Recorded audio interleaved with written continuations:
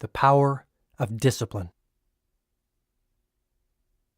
Julian continued to use Yogi Raman's mystical fable as the cornerstone for the wisdom he was sharing with me. You will recall that our friend the sumo wrestler was stark naked.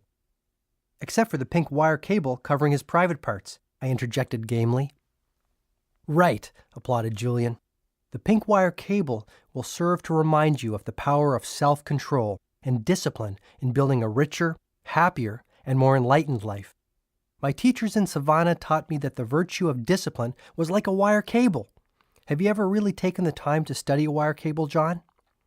It hasn't been high on my priority list, I confessed with a quick grin. Well, have a look at one sometime.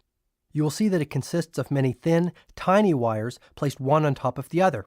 Alone, each one is flimsy and weak, but together their sum is much greater than their constituent parts, and the cable becomes tougher than iron. Self-control and willpower are similar to this. To build a will of iron, it is essential to take small, tiny acts in tribute to the virtue of personal discipline. Routinely performed, the little acts pile one on top of another to eventually produce an abundance of inner strength.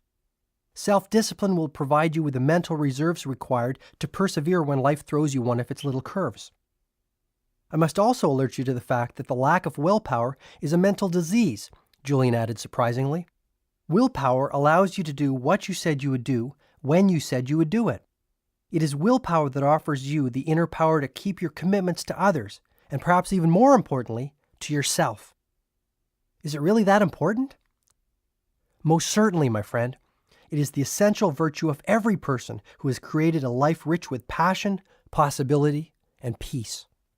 Julian then reached into his robe and pulled out a shiny silver locket, the kind you might see in a museum exhibit on ancient Egypt. You shouldn't have, I joked.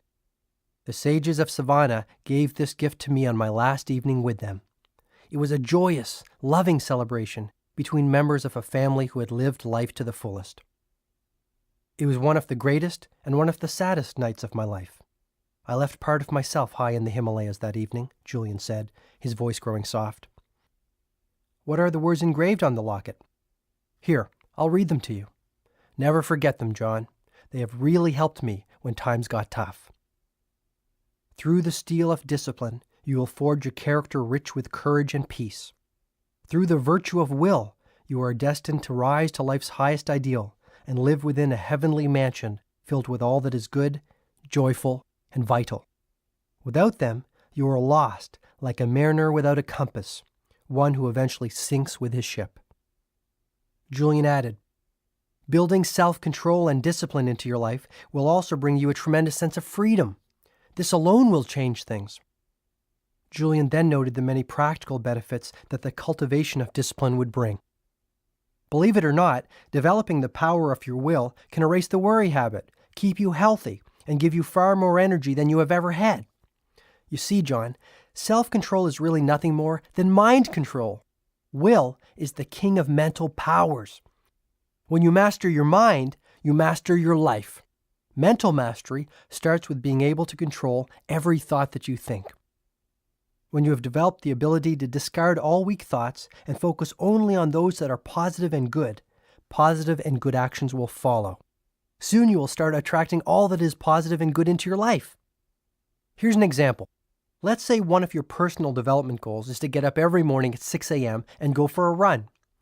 Let's pretend it is now the middle of winter and your alarm wakes you from a deep, restful sleep. Your first impulse is to hit the snooze button and return to your slumber. Perhaps you will live up to your exercise resolution tomorrow. This pattern continues for a few days until you decide that you are too old to change your ways and the physical fitness goal was too unrealistic. You know me too well, I offered sincerely. Now let's consider an alternative scenario. It is still the dead of winter. The alarm goes off and you start to think of staying in bed.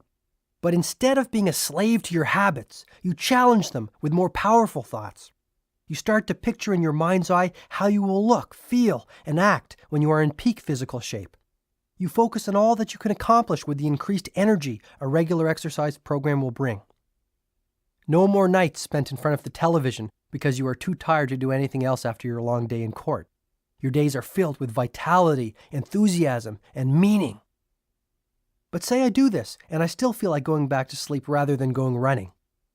If you continue to wage war against the weaker thoughts that might have silently crept into the palace of your mind over the years, eventually they will see that they are unwanted and leave like visitors who know that they are not welcome. You mean to tell me that thoughts are physical things? Yes, and they are fully in your control.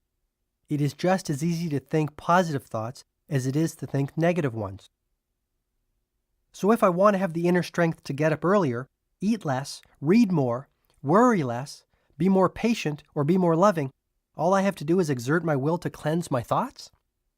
When you control your thoughts, you control your mind. When you control your mind, you control your life. And once you reach the stage of being in total control of your life, you become the master of your destiny. I needed to hear this. Through the course of this strange yet inspiring evening, I had gone from being a skeptical litigator, carefully studying a hotshot lawyer turned yogi, to a believer whose eyes had been opened for the first time in many years. I wish Jenny could hear all this. Actually, I wished my kids could hear this wisdom too. I knew it would affect them as it had me. I had always planned on being a better family man and living more fully, but I always found that I was too busy putting out all those brush fires of life that seemed so pressing. It seemed like yesterday that I was a young law student, full of energy and enthusiasm. I dreamed of becoming a political leader, or even a Supreme Court judge back then. But as time went by, I settled into a routine. I think it was at that moment, with Julian sitting next to me on my living room floor on that sticky July night, that I changed. The Japanese call it satori, meaning instant awakening, and that's exactly what it was. I resolved to fulfill my dreams and make my life far more than it had ever been. That was my first taste of real freedom, the freedom that comes when you decide once and for all to take charge of your life and all its constituent elements.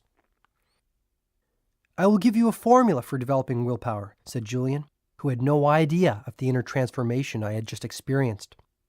Wisdom without proper tools for its application is no wisdom at all. He continued, every day while you are walking to work, I would like you to repeat a few simple words. Yogi Raman told me that by its repetition, I would develop self-control and an indomitable will within a short period of time. Okay, I'm all ears. This is the mantra I suggest you repeat at least 30 times a day. I am more than I appear to be. All the world's strength and power rest inside me. It will manifest profound changes in your life. For even quicker results, blend this mantra with the practice of creative envisioning I spoke of earlier. Startling results will surely come your way, he promised. That's it? I asked, astonished by the apparent simplicity of this formula. I can tap the full reserves of my willpower through this simple exercise? Repeating the mantra I gave you, along with the daily practice of seeing yourself as you hope to be, will give you an enormous amount of support as you create the disciplined, principled life that will connect you to your dreams. And you need not change your world in a day. Start off small. Even training yourself to get up an hour earlier and sticking to this wonderful habit will boost your self-confidence, inspiring you to reach higher heights. The trick is to keep setting the mark higher and raising your standards continuously. This will release that magical quality of momentum that will motivate you to keep exploring your infinite potential. Momentum is also the secret ingredient to building self-discipline. It's a delightful process, John. It really is. And the pink wire cable in Yogi Raman's magical fable will always remind you of the power of your will. Just as Julian finished revealing his thoughts on the subject of discipline, I noticed the first rays of the sun peeking into the living room, pushing away the darkness like a child pushes away an unwanted bed cover. This will be a great day, I thought. The first day of the rest of my life.